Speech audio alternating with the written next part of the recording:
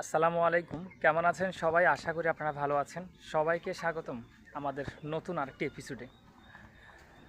তো প্রিয় বন্ধুরা আমার, আমরা যারা খামার সেক্টর নিয়ে কাজ করছি, ম্যাক্সিমাম খামারিরা বাকিতে ব্যবসা করছেন বা বাকিতে ব্যবসা করছি। এই বাকিতে ব্যবসা করার কারণে ডিলারে কত টাকা প্রফিট হয়, খামারে কত টাকা প্রফিট হয়, ক্যাশ টাকার ব্যবসা করলে কী লাভ হয়, তারপরে এতে লসের ঘাটতিটা কার বেশি, খামারের নাকি ডিলারের, এই নিয়ে এভরিথিং নিয়ে আমি অনেকগুলো ভিডিও কিন্তু স্পেসিফিকলি করেছি আমার এই চ্যানেলে। ঠিক আছে, তো আজকে ভিন্ন একটা ভিডিও আপনাদের জন্য নিয়ে আসছি এই রিলেটেডই, তবে সেটার কৌশলটা অন্যরকম।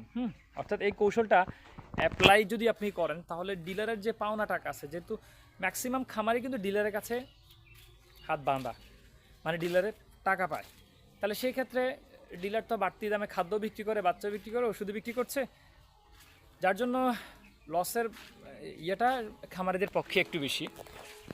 আর যে বিষয়টা আজকে কথা বলবো সেটা হচ্ছে এই যে ডিলারের টাকাগুলো পরিশোধের একটা টেকনিক বা আইডিয়া। এই আইডিয়াটা হলে কেমন হয় আপনারা একটু জানাবেন।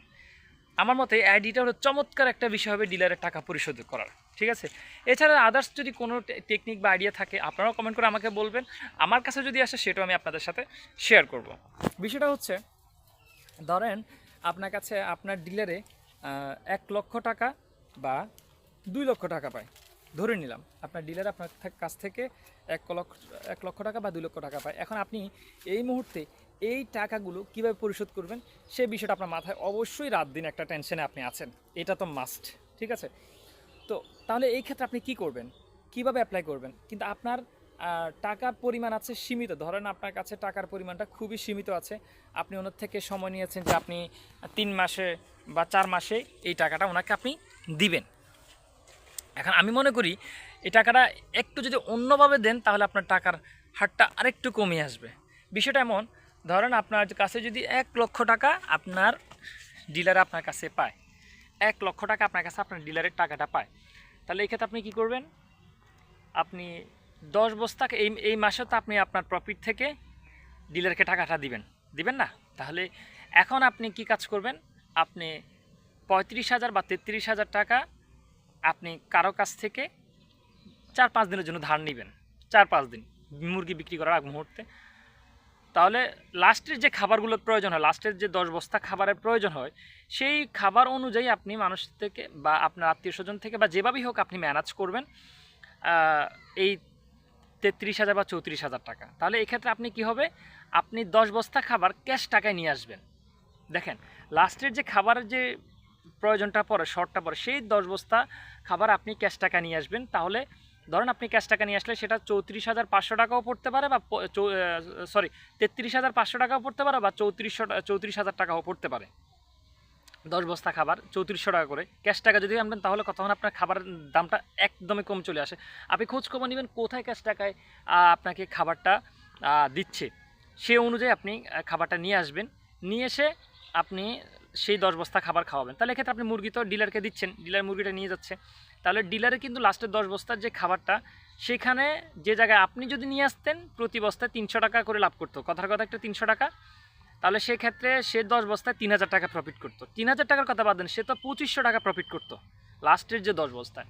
তাহলে ওই ক্ষেত্রে আপনি সে 2500 টাকা কী করতেন, আপনি ওনার ধার কর্জটা পরিশোধ করলেন।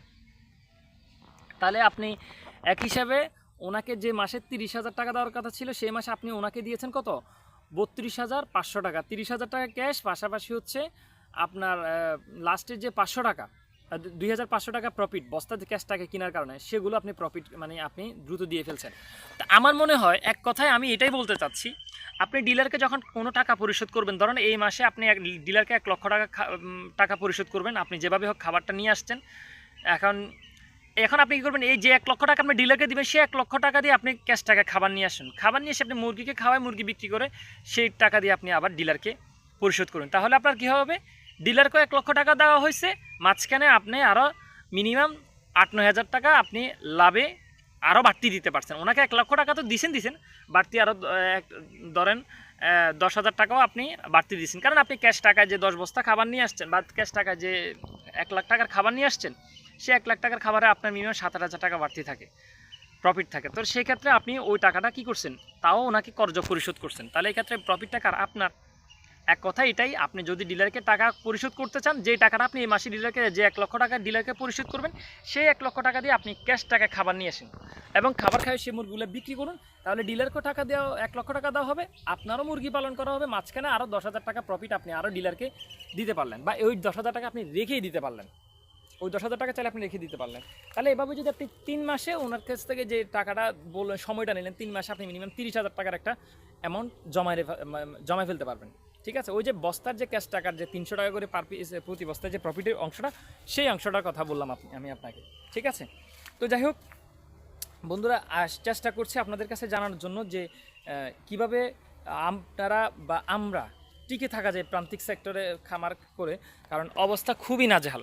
আমার যে বড় মুরগিগুলো বিক্রি হচ্ছে বর্তমান রানিং, গরমের জন্য পুরো দামটাই শেষ, মানে যে জায়গায় প্রফিট হওয়ার কথা সে জায়গায় দামের কারণে মুরগিগুলো বাজারে অ্যাভেলেবেল মুরগি আছে, বিভিন্ন পাড়ের কাছে, এখন পাইকারদের কাছে কল করলেই বলে যে ভাই আপনি তো কল করেন না, আমরা কল করতে, আজকে কেন আপনি কথা বলছেন। ওদিন আমি একজনকে মানা করে দিছি, ওই আমাদের দেশি একটা কথা আছে, মানে উজি যদি আপনি কিছু করতে চান তাহলে ওটার দাম থাকে না, হ্যাঁ ওই অবস্থা হয়েছিল। তো যাই হোক, পরে ওনাকে মানা করে আমারও খারাপ লাগছে। আর তো পরবর্তীতে বলা, এই যে গরমের কারণে এখন বিভিন্ন জায়গায় মুরগি অ্যাভেলেবেল হয়ে গেছে, যার জন্য দামটা কমে গেছে। তো মনে হয় না ওই সেটটাতে কোনো কিছু পাবো, এমন আমার টেনশন হচ্ছে কি, মানে লাভ না হলে অন্তত যাতে পুঁজিটা উঠে আসে। ঠিক আছে, ডিলার যে টাকাটা ওটা উঠে আসে। তো যাই হোক, এই ছিল আজকের আলোচনা। সবাই ভালো থাকবেন, সুস্থ থাকবেন। আপনাদের কাছে যদি কোনো আইডিয়া থাকে আপনারাও আমাদের কাছে শেয়ার করবেন, কমেন্ট করবেন। আর সবাই যারা নতুন আসছেন চ্যানেলটা সাবস্ক্রাইব করে পাশে থাকুন। আসসালামু আলাইকুম রহমতুল্লাহ।